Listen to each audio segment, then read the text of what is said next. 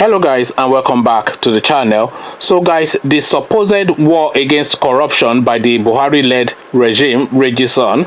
This war against corruption that's not swept up people like Tinubu, Rotimi Amechi, Fashola, Ibrahim Idris, and the grass cutter, what's his name again, Babache Lawal, and all these kind of people. He's not gone after those people, but rather this supposed war against corruption in Nigeria is going really after the opposition to the government. So it is effectively a war against the opposition rather than a war against any form of corruption, because the biggest corruption that we've ever known in the history of Nigeria obviously is presently taking place now with people like Tinubu, Amechi, Babache, etc. But we'll leave that for a different video. And guys, I bring you this. Jonathan reacts to bribery allegation, says he has no account or property outside Nigeria. So President Goodluck Jonathan reacts to bribery allegation, says he has no account or property outside Nigeria. So this is the former president of Nigeria now that they have been trying to target pretty much since 2015, coming to bat back yet another attempt to smear his name. So let's go into the meat of the story. The former president described the bribe allegation against him as recycled falsehood. Former President of Nigeria, Dr. Goodluck Jonathan, has reacted to the report accusing him of accepting bribe in order to broker a $1.3 billion oil deal 8 years ago. The report, according to the correspondent, is about the alleged filing of a case by the federal government in London on the controversial Malabu oil deal.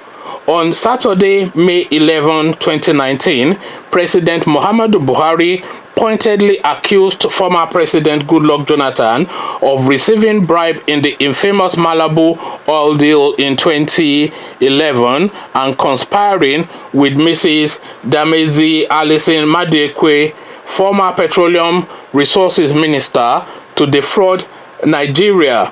While denying the report and dismissing it as cheap, predictable and recycled falsehood, the former president said he has never opened an account outside Nigeria.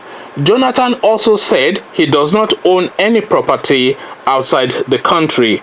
The former president stated this in a statement issued by his media advisor Ikechukwu Eze on Saturday, May 11, 2019. Describing it as fabricated claim, Eze said there is nothing, that should be there is. So Eze said there is nothing new in the report because Jonathan had denied it in the past. He said former President Goodluck Jonathan did not ask for or collect any bribes. Neither has he been charged for asking or collecting bribes. Neither will he ever be charged with asking for or collecting bribes, because such never happened. That this particular dispute predated the Jonathan administration and survived it. That former President Jonathan is 61 years old and throughout his life has never opened an account nor owned property outside Nigeria. The former president's media advisor challenged those behind this latest propaganda to provide their evidence in court about the alleged bribe.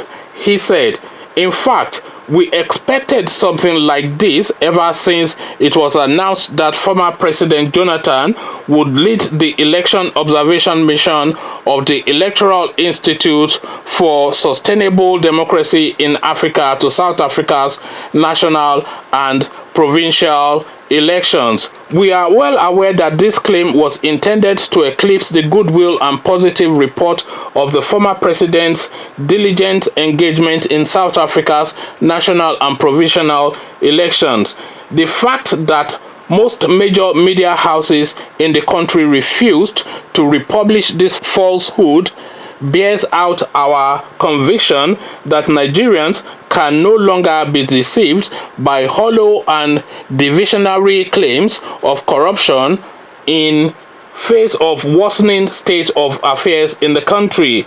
We have always made it clear that beyond this wave of conjecture, former President Jonathan was not linked, indicted, or charged with collecting any money as kickback or bribe from ENI by the Italian authorities or any law enforcement bodies world over. It bears repeating that the documents relating to the transactions and decisions of the federal government on the Malabu issue during the Jonathan administration are in relevant government offices where they are accessible.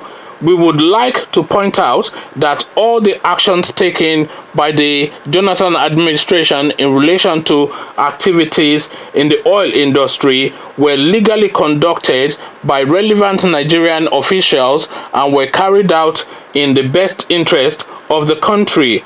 Eze maintains that Jonathan, whether in office or out of office, still does not own any bank account, business or real estate outside of the country.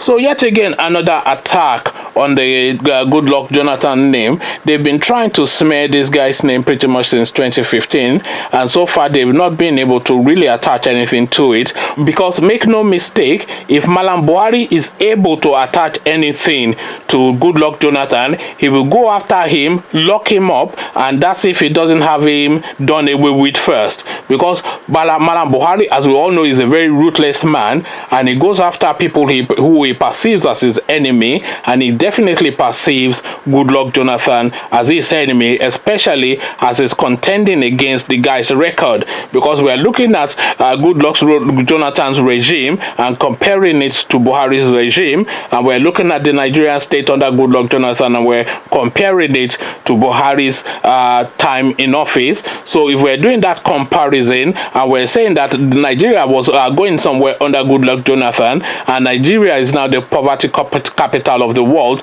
under Malam Buhari, and then we're saying we're better off under Goodluck Jonathan than we are now, where the country is just regressing and falling apart. What then better serves Buhari than to be able to arrest Jonathan and lock him up in jail and embarrass him and damage his name? You know, this is really the plan of play as far as my understanding of this play out is concerned. The real thing to consider is that Goodluck Jonathan, whether you like him or not, he has had a lot of achievement within the Nigerian space, and this achievement really are things that are really still resonating within the Nigerian space still now. The Lagos to Ibadan Expressway, Goodluck Jonathan 25% completed that before he was out of office. The Kaduna to Abuja Railway, Goodluck Jonathan completed that fully. All Buhari did was commission that after Jonathan left office. The Lagos to Ibadan Railway, Goodluck Jonathan paid the counterpart funding for that before he left office, because so that was already paid for. The plans were made, the monies was paid, everything was in place before Buhari came in. So Buhari had to do nothing. The railway system, the intracity system in Abuja, Goodluck Jonathan built that. The Fashola himself, when he came into office, he said out of the history of, in the whole history rather of Nigeria, the person that has built the most in terms of infrastructure and roads in Nigeria is Goodluck Jonathan. So whether you like him or not, and you can scream corruption till you are blue in the face, Goodluck Jonathan's achievement in that country is set in stone, because these are achievements that you can actually go and visibly see. The railway from Kaduna to Abuja that Goodluck Jonathan built is there. So it's not a matter of them say, go to Kaduna, bought the train, and come out in Abuja. And when you come out in Abuja, in the first working railway system in Nigeria, then say thank you to Goodluck Jonathan. Because even when Buhari went to commission that train system, they were trying to credit him. They said, no, you cannot credit me with this because I'm only 2 months in government and I'm commissioning this, so I cannot claim that I built it. It was built by the previous regime. So you don't really have an argument. If Buhari himself was saying, and I can put a link to that clip where he said that in this video, in the description of this video. So if Buhari himself was saying that the railway system from Kaduna to Abuja was built by Goodluck Jonathan, then I cannot really say what argument you will want to make to the contrary. So he built that. So whether you are saying Goodluck Jonathan is corrupt or he's not corrupt, he built the railway system from Kaduna to Abuja. So whether you are saying Goodluck Jonathan is corrupt or not,